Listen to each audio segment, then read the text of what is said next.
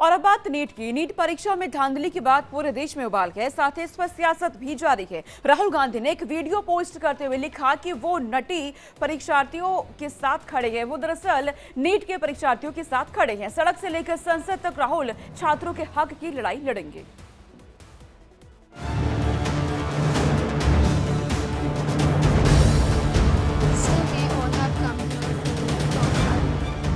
पहले NEET paper में गड़बड़ झाला और अब यूजीसी नेट में घोटाला। देश भर में पेपर लीक के मामले लगातार बढ़ते जा रहे हैं। पहले सिर्फ बिहार पर यह आरोप लगता था कि बिहार में पेपर लीक होते हैं, लेकिन अब देश भर में परीक्षा आयोजित कराने वाली सबसे बड़ी संस्था एनटीए भी सवालों के घेरे में है।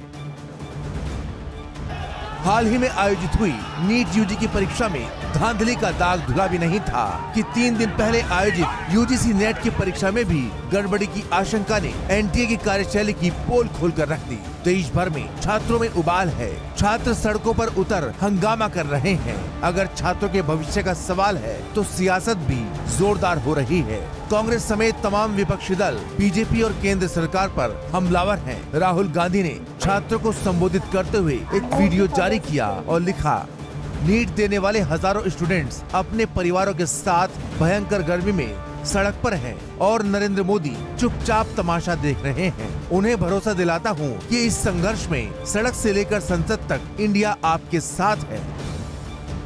7 मिनट की वीडियो में राहुल गांधी कह रहे हैं कि मैं 24 लाख स्टूडेंट से बात करना चाहता हूं जिनको नीट पेपर लीक से नुकसान हुआ है। सड़क से संसद तक हम आपके साथ खड़े हैं। 24 लाख स्टूडेंट से कहना चाहता हूं, आप अकेले नहीं हैं। पिछले 7 साल में 70 बार पेपर लीक हुआ है और 2 करोड़ युवाओं को पेपर लीक से नुकसान हुआ है। एक साथ हम लड़ाई लड़ेंगे और लड़ाई जीतेंगे।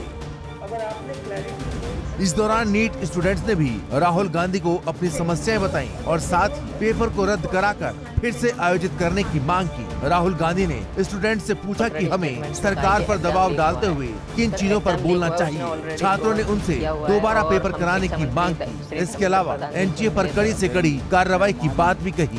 पूरे साल नहीं हो पाता और एक बार नहीं हो पाता सर।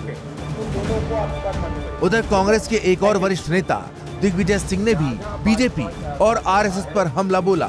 उन्होंने कहा कि परीक्षा देने वाले 14 लाख छात्रों में से 5 से 10% मुस्लिम होंगे, लेकिन बाकी हिंदू हैं। वे कहाँ हैं जिन्होंने हिंदुओं की रक्षा की जिम्मेदारी ली थी? क्या ये हिंदुओं के साथ अन्याय नहीं है? आरएसएस और पीएम ने अब तक एक शब्द भी नहीं कहा।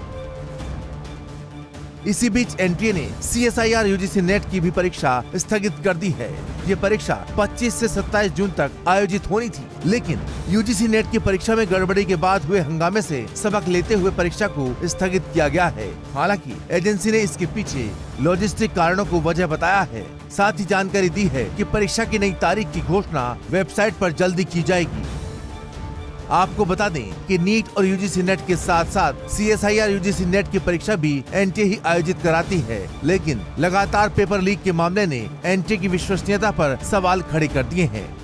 Bureau report, India daily.